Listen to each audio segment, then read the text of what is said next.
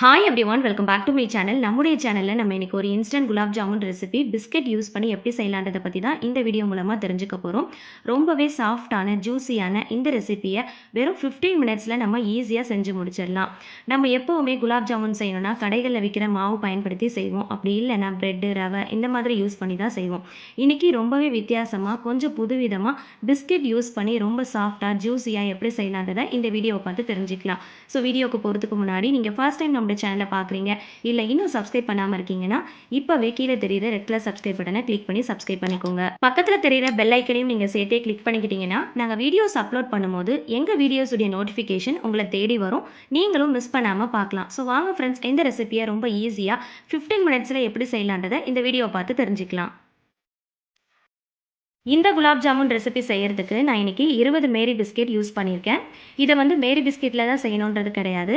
மேரி biscuit இல்லைனா Parle-G, digestive எது வேணுனாலும் நீங்கள் சூஸ் பண்ணிக்கலாம். எதில் செஞ்சாலும் ரொம்பவே அருமையாக இருக்கும். ஆனால் நீங்கள் க்ரீம் பிஸ்கெட் எடுக்கக்கூடாது. இந்த மாதிரி ஏதாவது ஒரு பிஸ்கெட்டை சூஸ் பண்ணிக்கோங்க. ஃபஸ்ட்டு இந்த மாதிரி கையால் உடச்சி போட்டுக்கோங்க. அதுக்கப்புறமா உடச்ச பிஸ்கெட்டை இந்த மாதிரி ஒரு மிக்ஸி ஜாரில் சேர்த்து நல்ல ஃபைன் பவுடராக அரைச்சி எடுத்துக்கலாம்.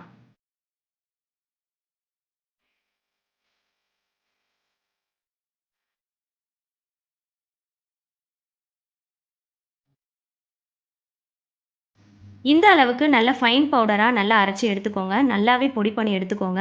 அப்போ தான் குலாப் ஜாமுன் செய்கிறதுக்கு ரொம்பவே ஈஸியாக இருக்கும். இப்போ ஒரு பாத்திரத்தில் இந்த மாதிரி ஒரு சலடையை யூஸ் பண்ணி நம்ம இந்த பவுடரை சலிச்சு எடுத்துக்கலாம். அப்போ தான் கட்டிகள் இல்லாமல் இருக்கும். சில நேரத்தில் நம்ம மிக்ஸி ஜாரில் போட்டு பொடி பண்ணுறப்போ பிஸ்கெட் ஒரு சிலது அரையாமல் கூட இருக்கும். ஸோ அந்த மாதிரி இருக்கும்போது இந்த மாதிரி சலிச்சு எடுக்கிறப்போ அது எல்லாமே நம்மளுக்கு ஃபில்டர் ஆகி வந்துடும். ஸோ நமக்கு குலாப் ஜாமுன் செய்கிறதுக்கு ரொம்பவே ஈஸியாக இருக்கும். அதனால் இந்த மாதிரி சலிச்சு எடுத்துக்கோங்க.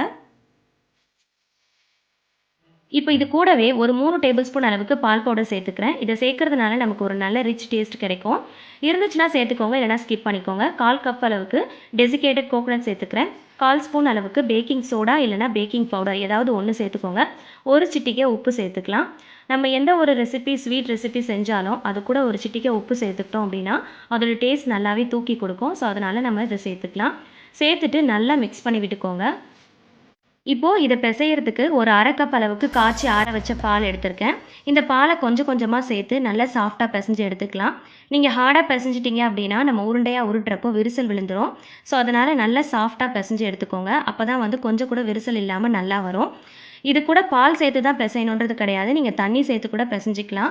ஆனால் நீங்கள் பால் சேர்த்து பிசைகிறப்போ நல்ல ஒரு ரிச் டேஸ்ட் கிடைக்கும். அதனால தான் நான் பால் சேர்த்து பிசைகிறேன். நீங்கள் விருப்பம் இல்லைன்னா தண்ணி சேர்த்து கூட பிசைஞ்சிக்கோங்க. ஆனால் நல்லா சாஃப்டாக பிசைஞ்சு எடுத்துக்கணும். நான் எடுத்த இந்த 20 பிஸ்கெட்டுக்கு 1/2 கப் பால் கரெக்டாக இருந்துச்சு. நீங்கள் எந்த அளவுக்கு பிஸ்கெட் எடுக்கிறீங்களோ அந்த அளவுக்கு பால் தேவைப்படும். ஸோ அதனால் ஒரேடியாக ஊற்றிடாமல் கொஞ்சம் கொஞ்சமாக ஊற்றி பிசைஞ்சிக்கோங்க. இந்த அளவுக்கு நல்லா சாஃப்டாக பிசைஞ்சு எடுத்துக்கோங்க. இப்போ கையில் கீ இல்லைன்னா ஆயில் அப்ளை பண்ணிக்கோங்க. நான் கீ அப்ளை பண்ணியிருக்கேன். இப்போ இதை சின்ன சின்ன உருண்டையாக உருட்டி எடுத்துக்கலாம். ரொம்ப பெரிய உருண்டையாக உருட்டிட்டோம் அப்படின்னா சுகர் சிரப்பில் போடுறப்போ அந்த சிரப் உள்ளே இறங்காது. அதே நம்ம சின்ன சின்ன உருண்டையாக உருட்டினோம் அப்படின்னா சிரப் நல்லா உள்ளே இறங்கி நல்லா ஜூஸியாக வரும். அதுக்காக நம்ம சின்ன சின்ன உருண்டையாக உருட்டி எடுத்துக்கலாம். அதே போல் நம்ம குலாப் ஜாமுன் உருட்டுறப்போ சில பேருக்கு விரிசலோடு வரும். அந்த மாதிரி விரிசல் இல்லாமல் வரணும்னா அதுக்கு ஒரு சின்ன டிப்ஸ் என்னென்னா, இந்த மாதிரி கையில் கீ இல்லைன்னா ஆயில் அப்ளை பண்ணிவிட்டு ஃபஸ்ட்டு நம்ம எடுக்கிற உருண்டையை நல்லா அழுத்தி பிசைஞ்சுக்கோங்க. அழுத்தி பிசைஞ்சதுக்கப்புறமா இந்த மாதிரி நீங்கள் லைட்டாக மேலால் வச்சு நல்லா உருட்டி விட்டுட்டீங்க அப்படின்னா கொஞ்சம் கூட விரிசல் இல்லாமல் அழகாக வரும். ஸோ இந்த மாதிரி நீங்கள் ட்ரை பண்ணி பாருங்கள். இதே போல் எல்லா மாவையும் கொஞ்சம் கூட விரிசல் இல்லாமல் ஒரே ஷேப்பில் நம்ம உருண்டையாக உருட்டி எடுத்துக்கலாம். அப்போ தான் பார்க்க அழகாக இருக்கும். சில பேருக்கு ஒரே மாதிரி ஷேப்பில் வராது. ஒரு சிலது பெருசாக இருக்கும், ஒரு சிலது சின்னதாக வரும். ஸோ அந்த மாதிரி இருக்கிறவங்களுக்கு ஒரு சின்ன டிப்ஸ் கொடுக்குறேன். ஏதாவது ஒரு ஸ்பூன் நீங்கள் எடுத்துக்கோங்க. அந்த ஸ்பூனில் நீங்கள் மாவை அளந்து எடுத்துக்கிட்டு நீங்கள் உருட்டினீங்க அப்படின்னா எல்லாமே ஈவனாக ஒரே ஷேப்பில் வரும். இந்த மாதிரி அழுத்தி பிசைஞ்சிட்டு அதுக்கப்புறம் மேலாப்பில் நீங்கள் உருட்டினீங்கனாலே கொஞ்சம் கூட விரிசல் இல்லாமல் அழகாக உருண்டையாக வந்துடும். இப்போ நான் எல்லாத்தையுமே உருட்டி எடுத்துக்கிட்டேன். இப்போது குலாப் ஜாமுனுக்கு தேவையான சுகர் சிரப் நம்ம ரெடி பண்ணிக்கலாம். அதுக்கு 1 கப் அளவுக்கு நான் சுகர் எடுத்திருக்கேன். 1 கப் சுகருக்கு 2 கப் அளவுக்கு வாட்டர் ஆட் பண்ணிக்கலாம். இப்போ இதில் ஃப்ளேவருக்காக ஒரு ஏலக்காவை நான் சேர்த்துருக்கேன். இதே நீங்கள் ஏலக்காய் பவுடராக வச்சுருந்தீங்கன்னா ஒரு 1/4 ஸ்பூன் சேர்த்துக்கோங்க. இது கூடவே ரோஸ் எசன்ஸ் ஒரு ட்ராப் சேர்த்துக்கலாம். நம்ம இதை சேர்த்துக்கிட்டோம் அப்படின்னா கடைகளில் நமக்கு கிடைக்கிற அதே டேஸ்ட் கொஞ்சம் கூட மாறாமல் கிடைக்கும். ஸோ அதனால் இந்த எசன்ஸ் இருந்துச்சுன்னா சேர்த்துக்கோங்க, இல்லைனா ஸ்கிப் பண்ணிக்கோங்க.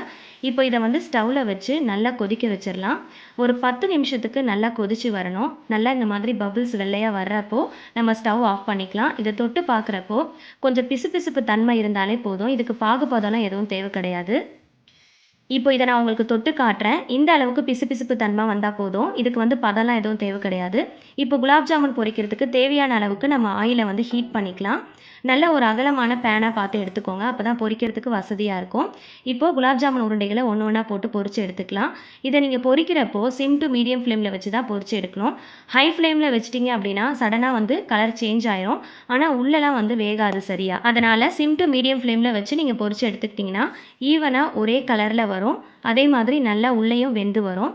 அதே மாதிரி நீங்கள் குலாப் ஜாமுன் உருண்டைகளை உள்ளே போட்டதுக்கப்புறமா இந்த மாதிரி ஒரு சலடை கரண்டியை வச்சு லைட்டாக நீங்கள் கிளறி விட்டுட்டே இருந்தீங்க அப்படின்னா எல்லா சைடும் ஈவனாக ஒரே கலரில் வரும். இல்லைனா ஒரு சைடில் ஒரு கலர், இன்னொரு சைடில் இன்னொரு கலர் இருக்கும். பார்க்குறதுக்கு அந்த அளவுக்கு அழகாக இருக்காது. ஸோ அதனால் இந்த மாதிரி ஒரு கரண்டியை வச்சு லைட்டாக நீங்கள் கிளறி விட்டுட்டே இருங்க. அதே மாதிரி நீங்கள் இந்த மாதிரி கிளறப்போ பார்த்து கிளறுங்க. ஒரு பக்கம் கடாயை வந்து உங்கள் கையால் பிடிச்சிக்கோங்க. ஆயில் வந்து ஹீட்டாக இருக்கிறதுனால பார்த்து கவனமாக பொரித்து எடுத்துக்கோங்க. இந்த மாதிரி லைட்டாக கிளறி விட்டுரும் போது பாருங்கள் எல்லாமே ஈவனாக ஒரே கலரில் வரும். ஸோ இந்த அளவுக்கு ப்ரௌன் கலரில் வந்தோடனே நம்ம எடுத்துடலாம். நம்மளுக்கு குலாப் ஜாமுன் ரெடி ஆயிடுச்சு. அதே போல் குலாப் ஜாமுன் உருண்டைகளை பொரிக்கிறதுக்கு முன்னாடி ஆயில் நம்ம ஹீட் பண்ணுறப்போ ரொம்ப வந்து ஹீட் ஆகணுன்ற அவசியம் இல்லை. நம்ம மேலால் கை வச்சு பார்க்குறப்போ அதோடைய ஹீட் நம்ம கைக்கு தெரிஞ்சாலே போதும். அந்த டைமில் நீங்கள் வந்து குலாப் ஜாமுன் உருண்டைகளை உள்ளே போட்டு பொரிக்க ஆரம்பிச்சிடலாம்.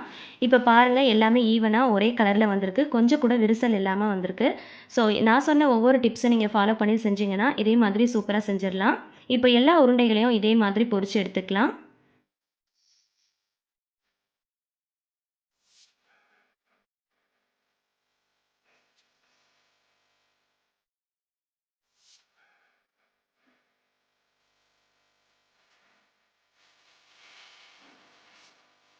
அவ்வளோதான், நான் எல்லா உருண்டைகளையும் பொரித்து எடுத்துட்டேன்.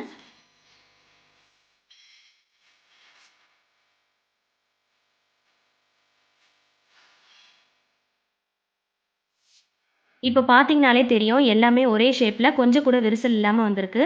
இதை வந்து சுகர் சிரப்பில் நம்ம போட்டுடலாம். சுகர் சிரப் வந்து சூடாக இருக்கும் போதே நம்ம வந்து குலாப் ஜாமுன் உருண்டைகளை நம்ம இதில் சேர்த்துடணும். அப்போ தான் வந்து நல்லா உப்பி வரும். நீங்கள் வந்து ஆறுனதுக்கப்புறம் சேர்த்திங்க அப்படின்னா அந்தளவுக்கு உப்பி வராது. ஸோ அதனால் சுகர் சிரப் வந்து சூடாக இருக்கிற மாதிரி பார்த்துக்கோங்க.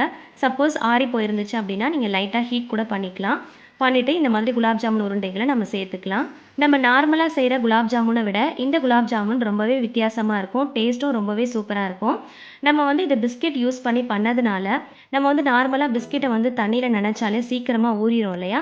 அதே மாதிரி தான் இந்த குலாப் ஜாமுனும் சீக்கிரமாக 5லேருந்து 10 நிமிஷத்துக்குள்ளே நீங்கள் இந்த சுகர் சிரப்பில் அது வந்து ஊறி நல்லா உப்பி வந்துடும். ஸோ அதனால் வந்து இது இன்ஸ்டன்ட் ரெசிபி தான். இதை நீங்கள் சட்டுன்னு யூஸ் பண்ணுற மாதிரி இருக்கணும். நீங்கள் ரொம்ப நேரம் ஊற வச்சிட்டிங்க அப்படின்னா இது வந்து ரொம்ப கொலன்னு ஆயிரும், சீக்கிரமாக உடஞ்சி போயிடும். ஸோ அதனால் நீங்கள் இதை செஞ்சீங்க அப்படின்னா உடனே நீங்கள் சாப்பிட்றணும். ரொம்ப ஊற விட்டுட்டீங்க அப்படின்னா ரொம்ப உடஞ்சி போய் கொலன்னு ஆயிரும். ரொம்பவே சாஃப்டான ஜூஸியான வித்தியாசமான பிஸ்கெட் பயன்படுத்தி நம்ம செஞ்ச குலாப் ஜாமுன் ரெசிபி ரொம்பவே சூப்பராக ரெடி ஆயிடுச்சு. இந்த ரெசிபி செய்யறதுக்கு வெறும் 15 நிமிஷம் தான் நமக்கு தேவைப்படும். சட்டுன்னு செஞ்சிடலாம். ரொம்ப அதிகமான டைம்லாம் நமக்கு தேவைப்படாது. நம்ம வீட்டுக்கு சடனாக கெஸ்ட்டுங்க யாராவது வந்துட்டாங்க அப்படின்னா இந்த இன்ஸ்டன்ட் ரெசிபி ரொம்பவே நமக்கு யூஸ்ஃபுல்லாக இருக்கும். இந்த ரெசிபி எல்லாருக்கும் பிடிச்சிருக்கும், ரொம்பவே யூஸ்ஃபுல்லாக இருக்கும்னு நினைக்கிறேன். பிடிச்சிருந்துச்சுன்னா லைக் பண்ணி ஷேர் பண்ணிக்கோங்க. நம்முடைய சேனலை மறக்காமல் சப்ஸ்கிரைப் பண்ணிக்கோங்க. இந்த மாதிரி நிறைய ரெசிபிஸ் உங்களுக்காக காத்துட்டு இருக்கு. ஸோ அது எல்லாத்தையும் மிஸ் பண்ணாமல் பாருங்கள். இந்த மாதிரி சூப்பரான ரெசிபியோட அடுத்த வீடியோவில் நம்ம சந்திக்கலாம்.